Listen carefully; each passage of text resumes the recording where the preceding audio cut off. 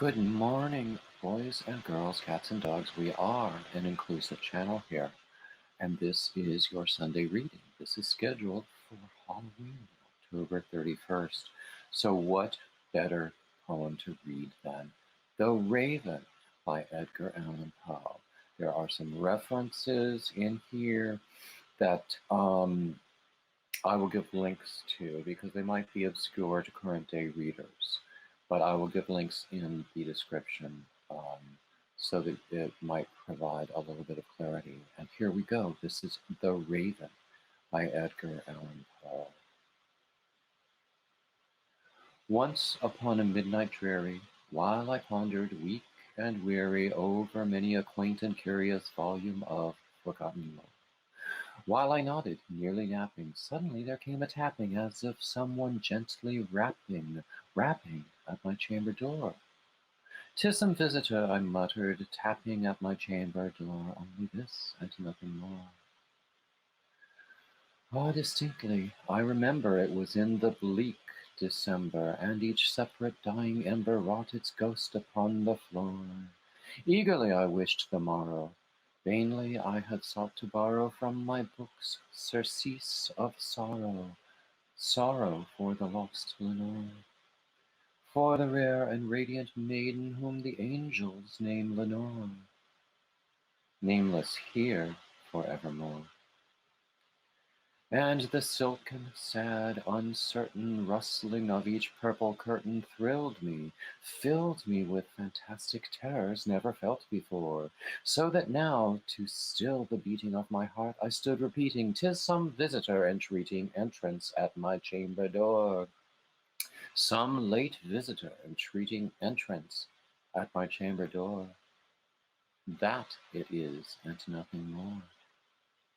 Presently my soul grew stronger, hesitating then no longer. "Sir," said I, "or madam, truly your forgiveness I implore. But the fact is I was napping, and so gently you came rapping, and so faintly you came tapping, tapping at my chamber door, that I scarce was sure I heard you. Here I opened wide the door. Darkness there, and nothing more. Deep into that darkness peering, long I stood there, wondering, fearing, doubting, dreaming dreams no mortal ever dreamed to dream before. But the silence was unbroken, and the stillness gave no token, and the only word there spoken was the whispered word, "Lenore." This I whispered, and an echo murmured back the word, "Lenore." Merely this and nothing more. Back into the chamber turning, all my soul within me burning, soon again I heard a tapping, somewhat louder than before. "Surely," said I, "surely that is something at my window lattice. Let me see then what threat is, and this mystery explore. Let my heart be still a moment, and this mystery explore. 'Tis the wind, and nothing more." Open here I flung the shutter, when with many a flirt and flutter in there stepped a stately raven of the saintly days of yore. Not the least obeisance made he, not a minute stopped or stayed he, but with mien of lord or lady perched above my chamber door, perched upon a bust of Pallas just above my chamber door, perched and sat and nothing more. Then this ebony bird, beguiling my sad fancy into smiling by the grave and stern decorum of the countenance it wore. "Though thy crest be shorn and shaven, thou," I said, "art sure no craven, ghastly grim, and ancient raven, wandering from the nightly shore. Tell me what thy lordly name is on the night's Plutonian shore." Quoth the raven, "Nevermore." Much I marvelled this ungainly fowl to hear discourse so plainly, though its answer little meaning, little relevancy bore. For we cannot help agreeing that no living human being ever yet was blessed with seeing bird above his chamber door, bird or beast upon the sculpted bust above his chamber door. with such name as nevermore. But the raven, sitting lonely on the placid bust, spoke only that one word, as if his soul in that one word he did outpour.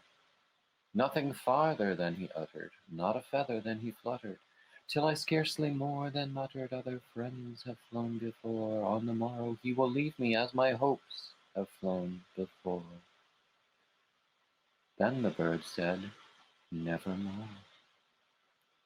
Startled at the stillness broken by reply so aptly spoken, doubtless, said I, what it utters is its only stock and store, caught from some unhappy master, whom unmerciful disaster followed fast and followed faster, till his songs one burden bore, till the dirges of his hope that melancholy burden bore, of never, nevermore.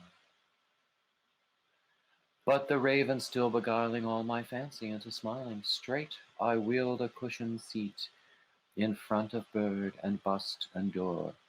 Then upon the velvet sinking I betook myself to linking fancy unto fancy, thinking what this ominous bird of yore, what this grim, ungainly, ghastly, gaunt, and ominous bird of yore meant in croaking nevermore. This I sat engaged in guessing, but no syllable expressing to the fowl whose fiery eyes now burned into my bosom's core.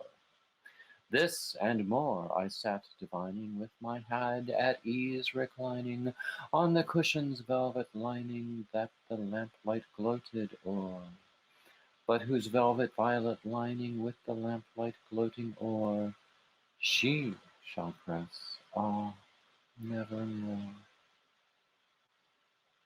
Then, methought, the air grew denser, perfumed with an unseen censer swung by seraphim, whose footfalls tinkled on the tufted floor. Wretch, I cried, thy God hath lent thee by these angels, he hath sent thee respite, respite and nepenthe from the memories of Lenore.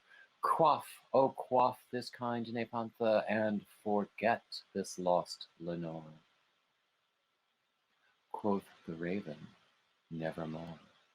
Prophet, said I, thing of evil, prophet still, if bird or devil, whether tempter sent, or whether tempest tossed thee here ashore, desolate, yet all undaunted, on this desert land enchanted, on this home thy horror haunted, tell me truly, I implore, is